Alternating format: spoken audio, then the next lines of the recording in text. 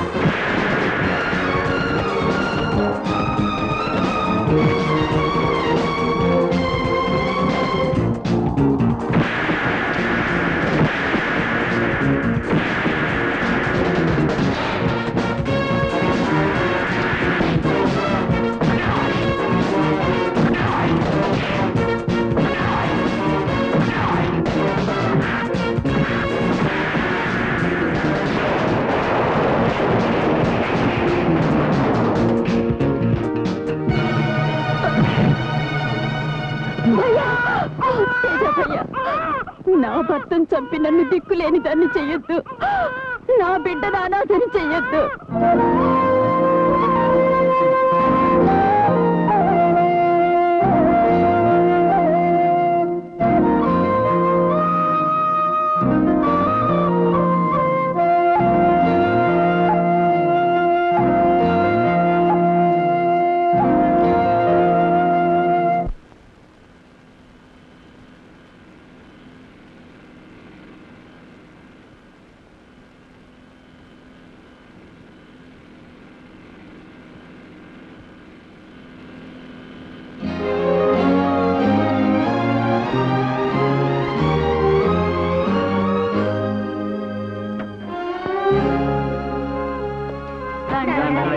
నమస్తే. నమస్తే.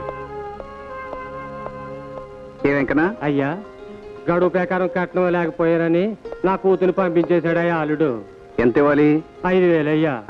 సరేయా బాబు, నా కూతురు పెళ్లి చేయాలనుకుంటున్నానయ్యా. శుభం. కళ్యాణ ప్రాప్తిస్తు.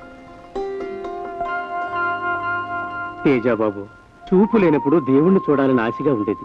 చూపు వచ్చాక మిమ్మల్నే చూడాలనిపించింది. మీరిచ్చిన చూపు సార్థకమైంది. మీరు మా పాలిటి దేవుళ్ళు బాబు. అంత మాటనకయ్యా, అంతా దేవుడి చలవ. సీతమ్మ, భర్త లేని లోటు లోటే. బాధపడకు. నీ బిడ్డలో నువ్వు బ్రతకడానికి ఏర్పాటు చేస్తాను. అట్టాగే బాబు. ఈ ఊరికి కొత్తగా వచ్చాం బాబు. మా ఆయన ఆసుపత్రిలో ఉన్నాడు. తమరే ఆదుకోవాలి బాబు. సరేనమ్మా, నేను వచ్చి చూస్తాను. సంపూర్ణ,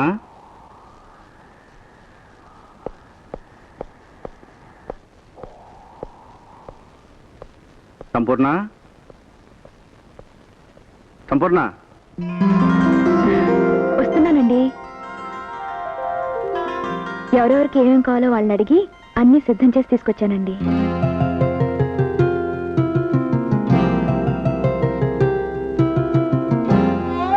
నువ్వు నా భార్య కావడం నా అదృష్టం సంపూర్ణ.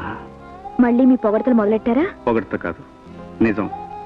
నిత్యం నేను కొలిసే ఏడుకొండలవాడు, నేను తలుచుకునే యేసు ప్రభు, ఎల్లవేళలా నా మనసులో మెదిలే అల్లా, ఈ దేవుళ్ళందరూ కలిసి నాకు అందించిన అపురూపమైన వరం నువ్వు.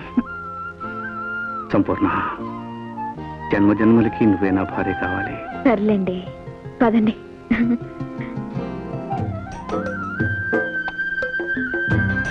వెంకన్న, నీ కూతుర్ని కాపురానికి పంపించు. అలాగే బాబు.